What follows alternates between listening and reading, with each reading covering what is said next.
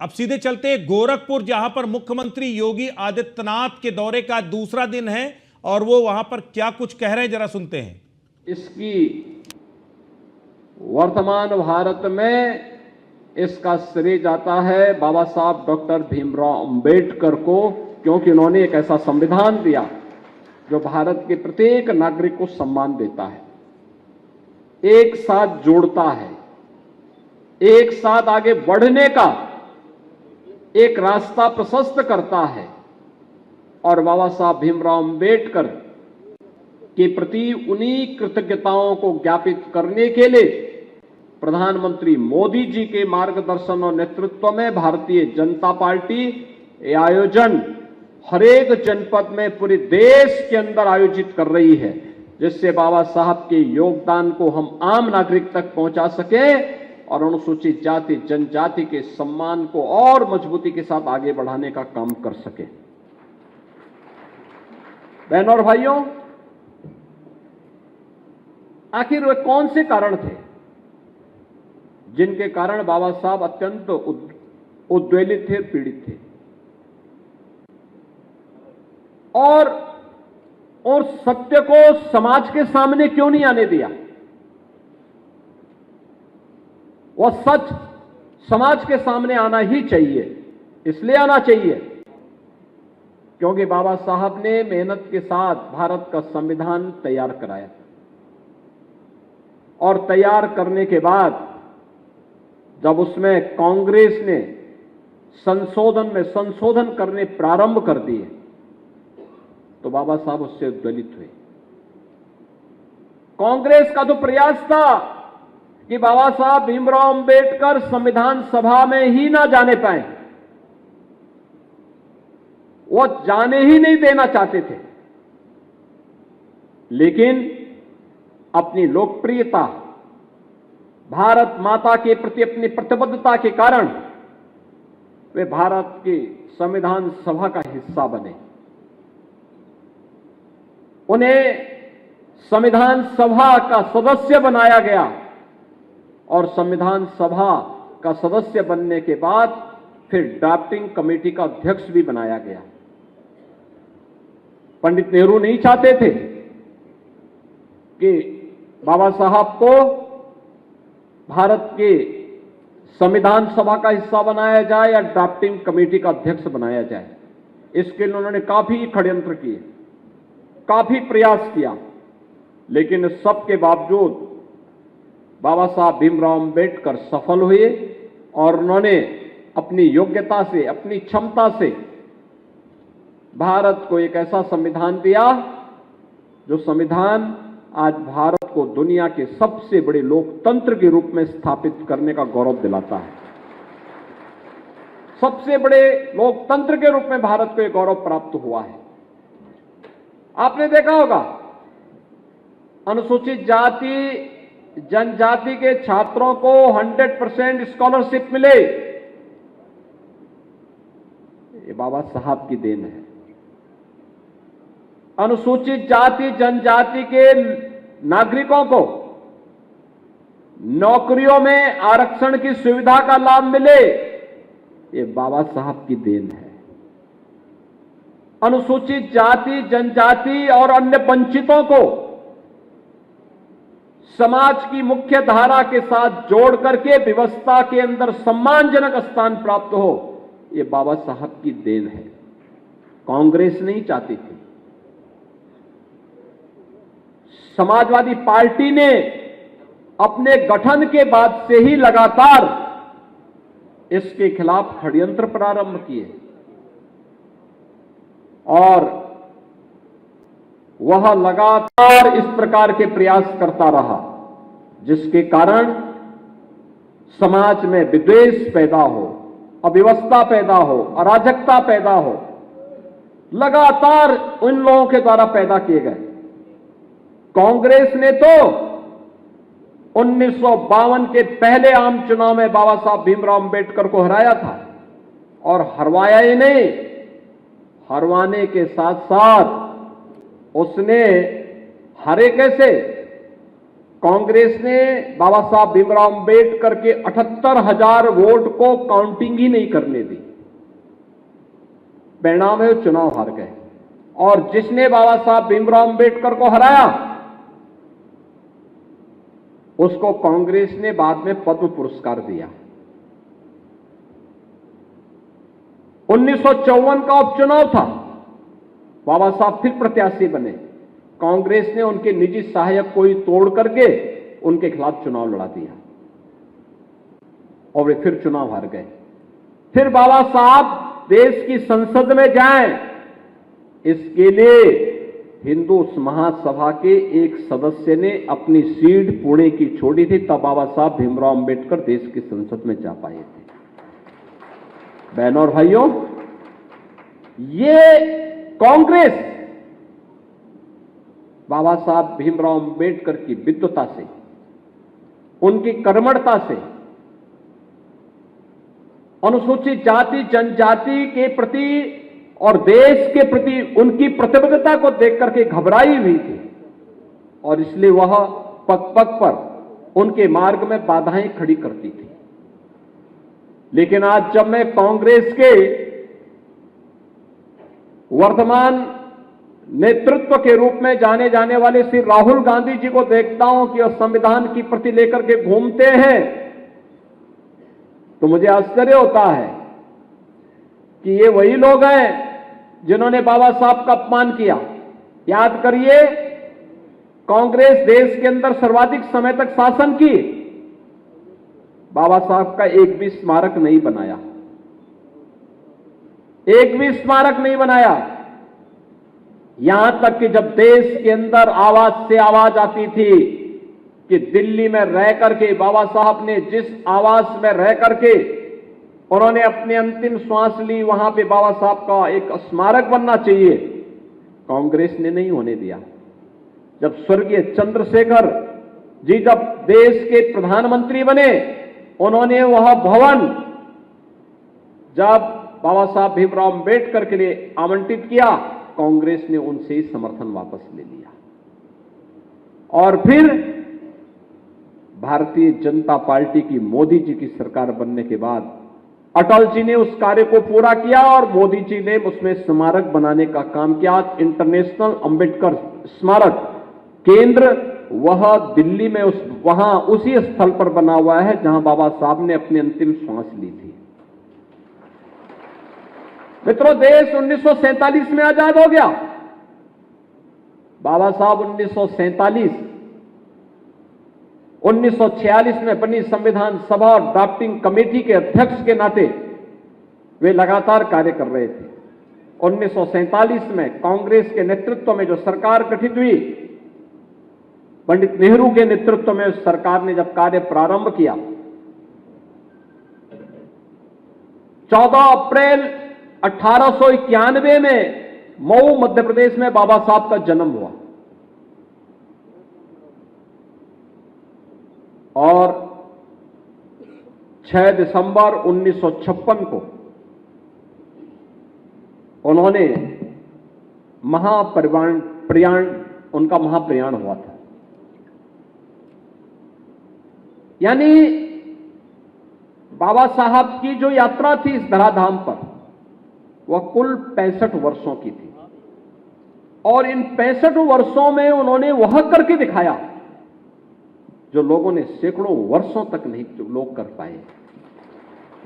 आप याद करिए, 1947 में भी, 1956 में भी, 1962 में भी, 1967 में भी, 1971 में भी, 1980 में भी, 1985 में भी, 1991 में भी, 2004 में भी, 2009 में भी एक कांग्रेस की सरकारें इस देश में थी।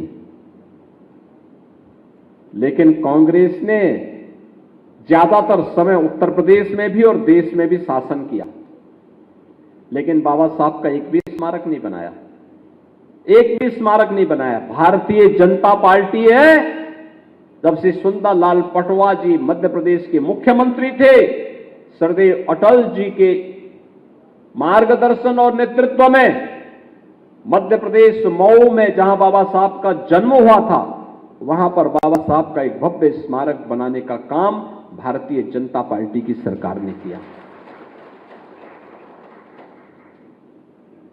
इंग्लैंड के जिस भवन में रह करके बाबा साहब ने उच्च डिग्री ली थी,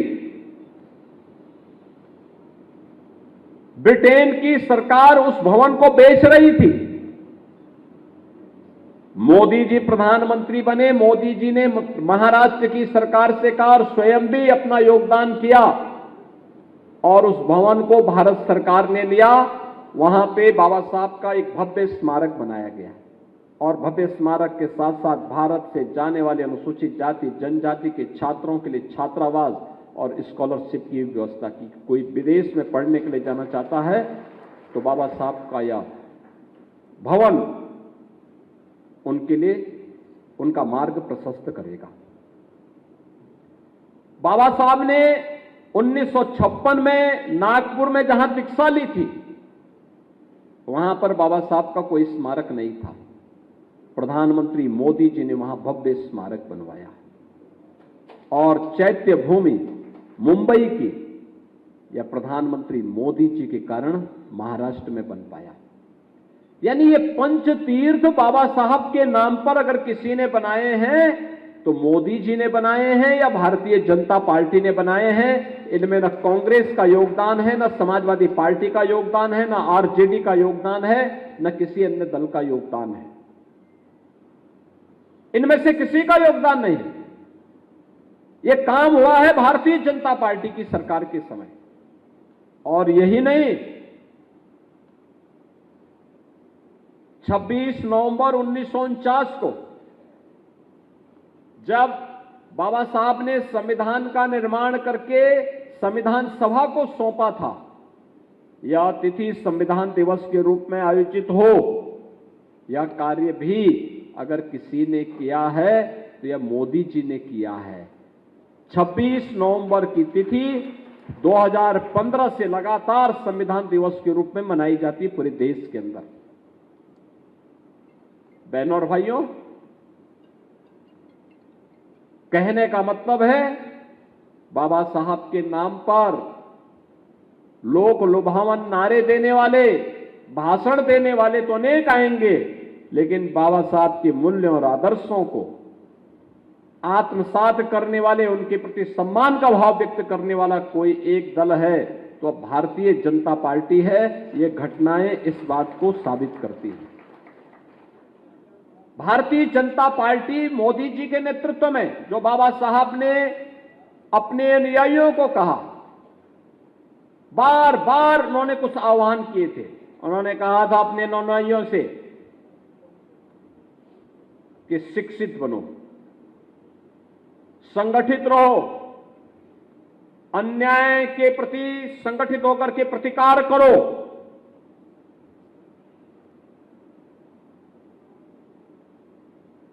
जब हैदराबाद के निजाम ने वहां पर अत्याचार करना प्रारंभ किया तो बाबा साहब ने हैदराबाद के हिंदुओं को और खासतौर पर अनुसूचित जाति से जुड़े हुए लोगों को एक पत्र लिखा। उन्होंने कहा कि देखो, कुछ भी हो, मैं सभी हैदराबाद रियासत के निवासियों से कहूंगा और खासतौर पर हिंदुओं से कहूंगा और खासतौर पर अनुसूचित जाति के लोगों से कहूंगा कि वह किसी भी स्थिति में इस्लाम स्वीकार न करें,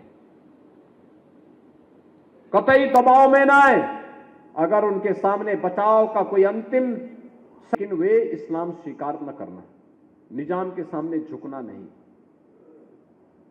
और बहनों और भाइयों, यही कारण है कि निजाम के सामने मजबूती के साथ लड़ने, जब निजाम और उसके रजाकारों के द्वारा अनुसूचित जाति जनजाति के लोगों पर अत्याचार किया जा रहा था, गांव गांव जलाए जा रहे थे, तब बाबा साहब वहां पे उनके साथ खड़े हुए थे। और स्वतंत्र भारत में लौह पुरुष सरदार वल्लभ भाई पटेल ने निजाम से हैदराबाद को मुक्ति दिलाई थी और वहां के नागरिकों को सम्मान दिलाने का काम किया था। बहनों और भाइयों, ये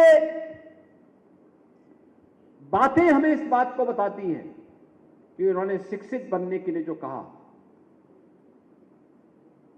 संगठित होकर के कार्य करने का जो आह्वान बाबा साहब ने किया था, दबे कुचले लोगों की आवाज को आवाज देने का जो आह्वान बाबा साहब ने किया था, यही तो कार्य पिछले 10 वर्ष से मोदी जी के नेतृत्व की भारतीय जनता पार्टी की सरकार कर रही है। याद करिए, 2014 के पहले एक गरीब भूख से मरता था। एक कुशीनगर में, एक कुशीनगर आपके पास है, मुसहर जाति के लोग, भूख से मौतें होती थी, सरकारी तमाशबीन बनी रहती थी, किसान आत्महत्या करता था, महिलाएं और व्यापारी सुरक्षित नहीं थे, जमीन का पट्टा गरीबों को नहीं मिल पाता था। याद करिए, प्रधानमंत्री स्वामित्व योजना में प्रधानमंत्री मोदी जी ने जहां पे जिस व्यक्ति का मकान है वहीं पे उसको जमीन का पट्टा भी वो उसी के नाम पर होगा। और यह पीएम स्वामित्व योजना में अकेले उत्तर प्रदेश में हमने 1 करोड़ लोगों को जमीन के पट्टे अब तक आवंटित कर दिए हैं।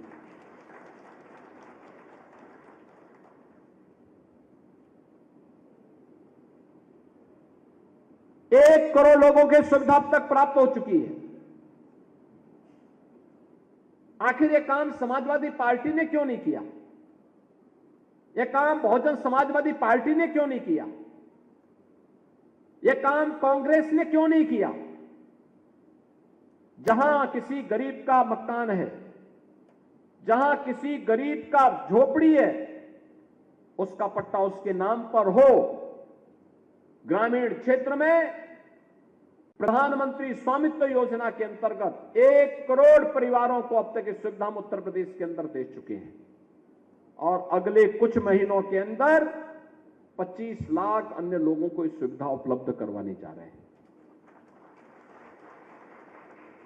याद करिए, जो ये लोग आज तमाम प्रकार से गुमराह करने की बात कर रहे हैं, इनसे पूछा जाना चाहिए। जब मैं कुशीनगर में मुसहर जाति के लोगों की भूख से हो रही मौतों की जानकारी लेने के लिए गया था, तब मैं गोरखपुर का सांसद हुआ करता था। और जब मैं वहां गया था, आप आश्चर्य करेंगे, जब मैं वहां गया, मैं देख के भौचक था। प्रदेश में समाजवादी पार्टी की सरकार थी और प्रदेश में समाजवादी पार्टी की सरकार के कारनामों को मैं देख रहा था। मुसहर जाति के लोगों के राशन कार्ड समाजवादी पार्टी के पदाधिकारियों के पास थे, यानी उन गरीबों के नाम पे राशन समाजवादी पार्टी के पदाधिकारी देते थे और वो गरीब भूख से मरता था। डबल इंजन की भाजपा की सरकार जब प्रदेश में आई, एक साथ मैंने छापेमारी की।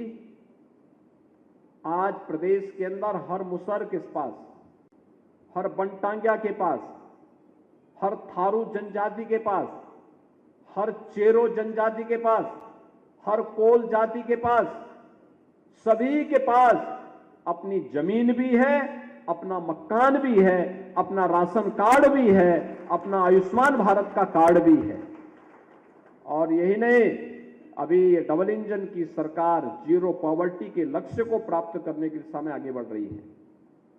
अनुसूचित जाति, जनजाति, अति पिछड़ी जाति, कोई गरीब, कोई वंचित, कोई भी होगा जिसको अभी तक योजनाओं का लाभ नहीं मिल पाया किन्हीं कारणों से, एक साथ उन्हें सैचुरेट करने का काम करेगी ये सरकार। उसको हम बहुत जल्दी उसको लागू करने वाले हैं। बहनों और भाइयों, आखिर ये राशन 2017 के पहले यूपी में क्यों नहीं मिल पाता था और 2014 के पहले देश के अंदर अन्य राज्यों में क्यों नहीं मिल पाता था? क्यों नहीं मिल पाता था? कारण साफ है, इनकी नीयत सही नहीं थी। याद करिए, इंसेफ्लाइटिस से, नौ की बीमारी से होने वाली मौतों को, इससे तो होने वाली मौतों में ज्यादातर बच्चे अनुसूचित जाति, अति पिछड़ी जाति या अल्पसंख्यक समुदाय के होते थे। जो भी मौतें होती थी कोई पुरसाहाल नहीं था। मैं अकेले भाजपा के साथ मिलकर के आंदोलन करता था। समाजवादी पार्टी कहीं नहीं थी, कांग्रेस कहीं नहीं थी। लंबे समय तक इनको शासन करने का अवसर प्राप्त हुआ, लेकिन ये कभी भी जनता के सुख दुख में सहभागी नहीं बन पाए। बहनों और भाइयों, आज सहभागी बने हैं, हम लोग बने हैं। इंसेफ्लाइटिस को पूरी तरह समाप्त किया जा चुका है। आज इंसेफ्लाइटिस की बीमारी नहीं, कोई मासूम अब इस बीमारी की चपेट में नहीं आएगा। आज हर मुसहर को, हर बनटांगिया को, हर कोल को, हर चेरो को, हर गौड़ को, हर सहरिया को, हर बुक्सा जाति के व्यक्ति को जहां जमीन का पट्टा दिया गया वहीं उनको मकान भी दिया गया, राशन कार्ड दिया गया, आयुष्मान का कार्ड दिया गया, पात्रता के अनुसार पेंशन की सुविधा दी गई। आज ये सभी सुविधाएं उनको वहां प्राप्त हो रही है। समाजवादी पार्टी ने तो 2012 में आते ही समाजवादी पार्टी ने जो बात कही थी, उस समय याद करिए तत्कालीन मुख्यमंत्री के बयान को, उन्होंने कहा था कि सामाजिक न्याय के जितने भी पुरोधा हैं, बाबा साहब भीमराव अंबेडकर हों, ज्योतिबा फुले हों, सावित्रीबाई फुले हों, छत्रपति साहू जी महाराज हो, इन सब के नाम पर जो स्मारक लखनऊ में बने, उन्होंने कहा था इनको तोड़ेंगे। बहनों और भाइयों, तब भारतीय जनता पार्टी ने विरोध किया था और कहा था अगर तोड़ोगे तो तुमसे दो दो हाथ करने का काम भारतीय जनता पार्टी करेगी। बाबा साहब भीमराव अंबेडकर रहे हो या फिर ज्योतिबा फुले या सावित्रीबाई फुले, छत्रपति साहू जी महाराज रहे हो या अन्य महापुरुष, सामाजिक न्याय का नेतृत्व इन्होंने दिया था और नेतृत्व करते हुए इन्होंने समाज को बहुत कुछ दिया, एक नई दिशा दी, एक नया मार्गदर्शन दिया, दबे कुचले लोगों की आवाज बने, उन्हें सम्मानजनक जीवन के साथ आगे बढ़ने के लिए प्रेरित किया। पहली महिला शिक्षा की पक्षधर सावित्रीबाई फुले जी। ज्योतिबा फुले, उन्होंने शिक्षा के प्रचार प्रसार के लिए पूरा जीवन समर्पित कर दिया। बाबा साहब भीमराव अंबेडकर इसीलिए लगातार अनुसूचित जाति जनजाति के लोगों से कहते रहे, शिक्षित बनो और संगठित रहो। शिक्षित बनोगे तो शिक्षित नौजवान अपना मार्ग स्वयं प्रशस्त कर लेगा, संगठित रहोगे कोई अत्याचार करने का दुस्साहस नहीं कर पाएगा। यह प्रेरणा ज्योतिबा फुले ने दी, बाबा साहब ने दी, लेकिन ये लोग कभी भी उस कार्यक्रम को सफल नहीं होने देते थे। समाजवादी पार्टी ने सरकार में आई, उन्होंने लखनऊ में कांसी राम जी के नाम पर विश्वविद्यालय का नाम था, उसका नाम उन्होंने उर्दू, फारसी, अरबी विश्वविद्यालय कर दिया। कन्नौज मेडिकल कॉलेज का नामकरण बाबा साहब के नाम पर था, उन्होंने उसका नाम बदल दिया। हमारी सरकार आई, हमने कन्नौज के मेडिकल कॉलेज का नामकरण फिर से बाबा साहब भीमराव अंबेडकर के नाम पे किया। हमने कहा बाबा साहब भीमराव अंबेडकर का अपमान स्वीकार्य नहीं। बहनों और भाइयों, ये लोग केवल वोट बैंक के रूप में अनुसूचित जाति को उपयोग करना चाहते हैं। इन्होंने गरीबों के लिए कुछ नहीं किया। समाजवादी पार्टी को प्रदेश में 4 बार शासन करने का अवसर प्राप्त हुआ था और 4 बार के शासनकाल में ये गरीबों के मकान नहीं दे पाए, गरीबों को स्वास्थ्य का कार्ड नहीं दे पाए, गरीबों को राशन नहीं दे पाए, गरीबों को जमीन का पट्टा नहीं दे पाए, अनुसूचित जाति की छात्रवृत्ति इन्होंने 2015-16 में रोक दी थी, गरीब कन्याओं की शादी हो इसके लिए इन्होंने कोई व्यवस्था नहीं की, बेटी सुरक्षित हो इसके लिए कोई व्यवस्था नहीं की, अन्नदाता किसान आत्महत्या न करे इसके लिए कोई व्यवस्था नहीं की, आपदा के कारण होने वाली मौतों, चाहे वह डूबने से हो, आकाशीय बिजली से हो, उसमें उन पीड़ितों को लाभ मिले इसके लिए कोई व्यवस्था नहीं की। इनका तो उद्देश्य था, ये कार्य करते थे विकास हो लेकिन मेरा हो, मेरे परिवार का हो, परिवार से बाहर कभी नहीं निकल पाए। और मोदी जी का मंत्र है सबका साथ और सबके विकास का।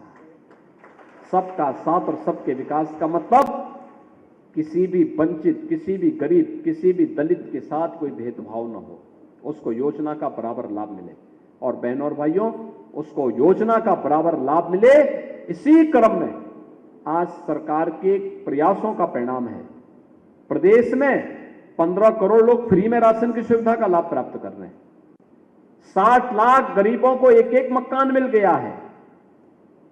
1,20,000 मजरों तक बिजली पहुंची है और 1,56,00,000 गरीबों को फ्री में बिजली के कनेक्शन मिले हैं।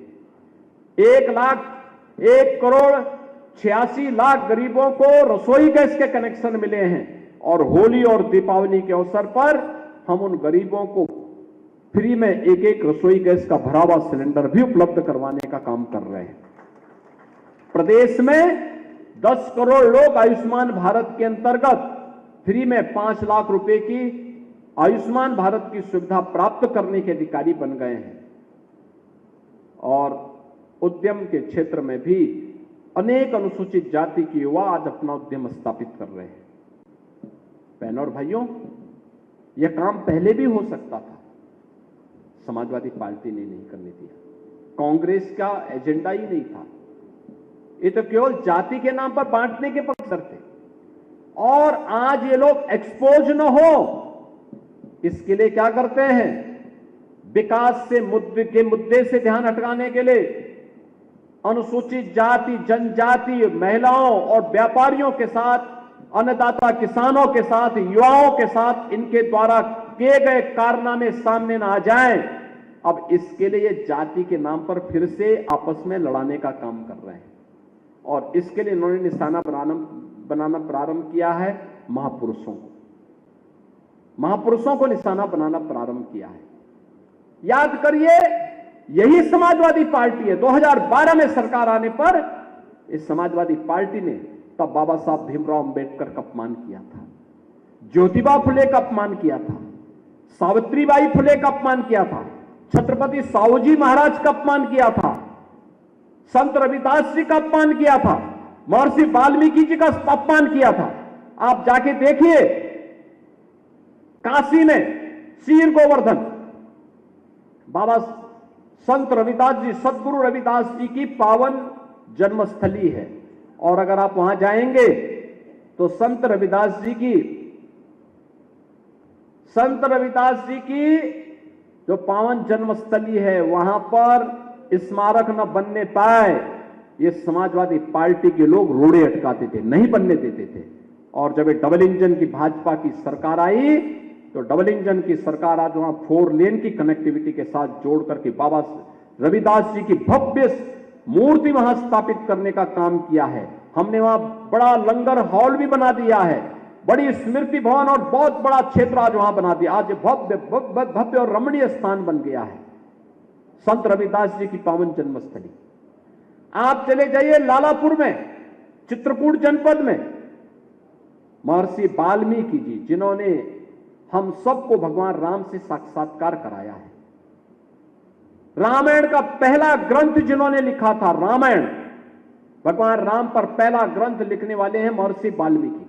महर्षि वाल्मीकि की पावन स्थली लालापुर, लालापुर का विकास समाजवादी पार्टी ने नहीं होने दिया। हमारी सरकार जब आई, हमने लालापुर का भी भव्य विकास प्रारंभ किया है। आज वहां रोपवे की सुविधा, एकदम पहाड़ी के ऊपर है उनका मंदिर, महर्षि वाल्मीकि का मंदिर को भव्य स्वरूप दिया जा रहा है। और आप देखते होंगे महर्षि वाल्मीकि की जयंती के अवसर पर पूरे प्रदेश के अंदर हर देव मंदिर में वाल्मीकि रामायण का अखंड पाठ होता है। एक कार्यक्रम हम लोगों ने प्रारंभ किया है महर्षि वाल्मीकि के प्रति अपनी कृतज्ञता ज्ञापित करने के लिए। समाजवादी पार्टी ने कभी नहीं होने दिया, कभी नहीं उन्होंने इसको आगे बढ़ने दिया। अयोध्या का इंटरनेशनल एयरपोर्ट का नामकरण प्रधानमंत्री मोदी जी ने महर्षि वाल्मीकि के नाम पर किया है, महर्षि वाल्मीकि जी के प्रति अपनी कृतज्ञता ज्ञापित करने के लिए।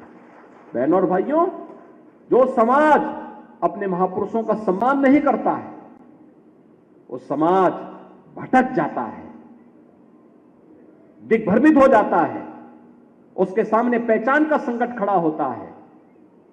चाहे महर्षि वाल्मीकि हो, संत रविदास हो, ज्योतिबा फुले हो, बाबा साहब भीमराव अंबेडकर हो, सावित्रीबाई फुले हो, छत्रपति साहूजी महाराज हो, ये सभी भारत के पूर्वज हैं, भारत की विरासत के प्रतीक हैं।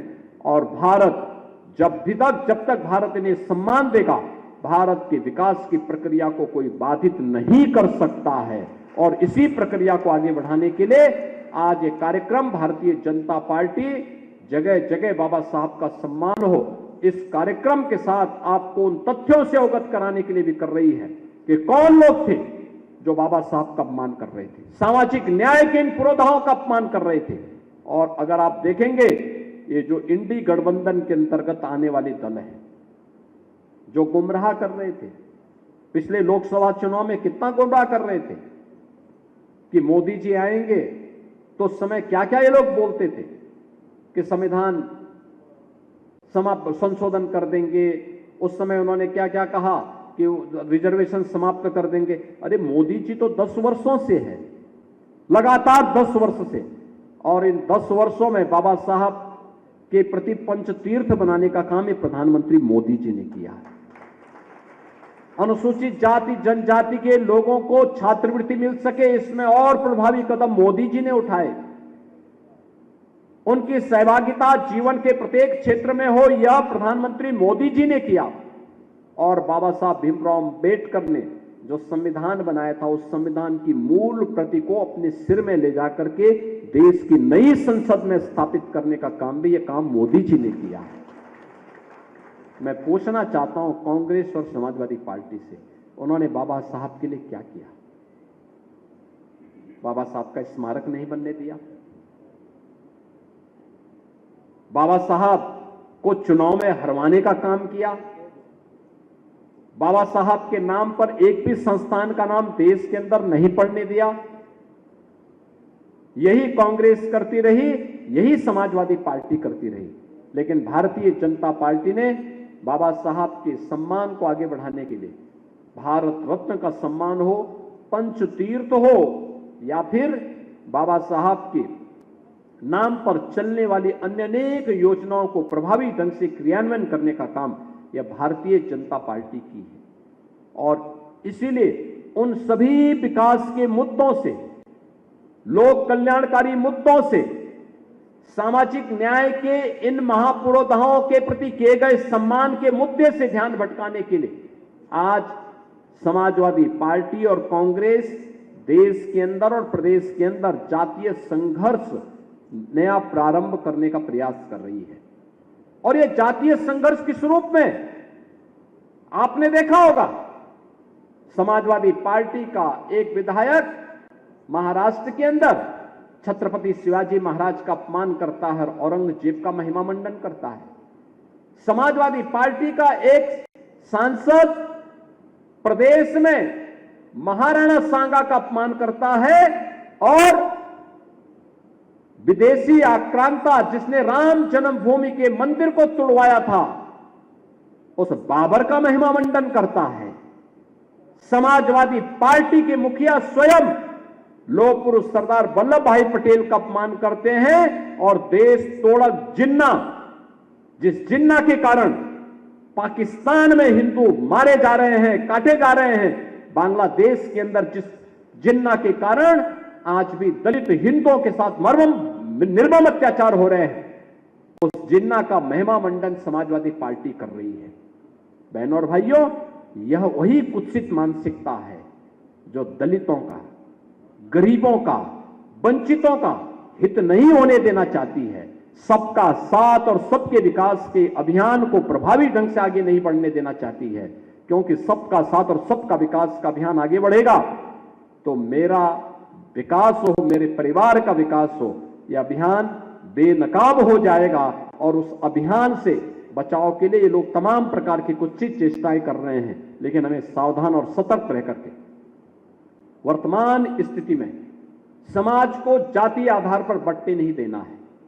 समाज को एक भारत श्रेष्ठ भारत के इस अभियान के साथ जोड़ना है, जो अभियान भारत को विकसित भारत की परिकल्पना को साकार करने में एक प्रभावी भूमिका का निर्वहन करने वाला है।